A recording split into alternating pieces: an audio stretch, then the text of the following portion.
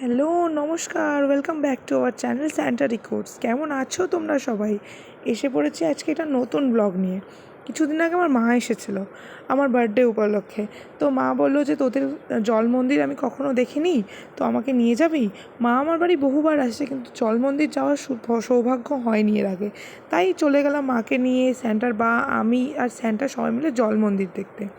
এই যে দেখছো সেই জল মন্দির, এই মন্দিরের একটা বিশেষত্ব হচ্ছে এই মন্দিরটা জলের মাঝখানে অবস্থিত। তাই এই মন্দিরটাকে সবাই জল মন্দির বলে, কোলের ডাঙার জল মন্দির। এটা নবদ্বীপেই অবস্থিত।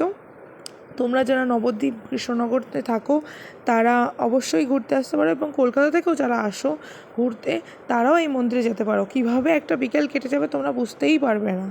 আর সবচেয়ে বড় জিনিস, এই মন্দিরে অনেক রাজহাঁস, অনেক হরিণ, অনেক রং বেরঙের মাছ আছে। অ্যাকচুয়ালি দুনিয়ায় এখন বাচ্চারা বিশেষ করে টিভি এবং মোবাইলে অ্যাডিক্টেড হয়ে পড়ছে। তাই টিভি এবং মোবাইলের থেকে বাচ্চাদের দূরে রাখার জন্য এর থেকে ভালো জিনিস হয়তো কিছু হতে পারে না। পশু পাখিদের সাথে বা নেচারের সাথে যদি বাচ্চারা কানেক্টেড থাকে না, তাহলেও তারা টিভির থেকে বা ফোন থেকে অনেকটাই দূরে থাকবে।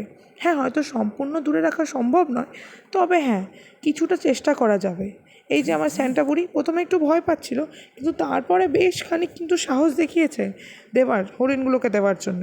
আর এই যে মাছ দেখে সে তো আনন্দে একদম আত্মহারা। সে মানে পারলেই তো সে জলেই নেমে পড়ে। তো বহু কষ্টে তাকে আমরা আটকে রেখেছি। আর এই যে মাছগুলো দেখো, এই মাছগুলোকে পাউরুটি, বিস্কুট যাই খেতে দেয়, সব মাছগুলো চলে আসে এবং এক ঝাঁক হয়ে থাকে একসাথে। বিকেলবেলা দেখতে অপূর্ব সুন্দর লাগে। আমরা প্রায়শই স্যান্টাকে এই জায়গায় নিয়ে যাওয়ার চেষ্টা করি।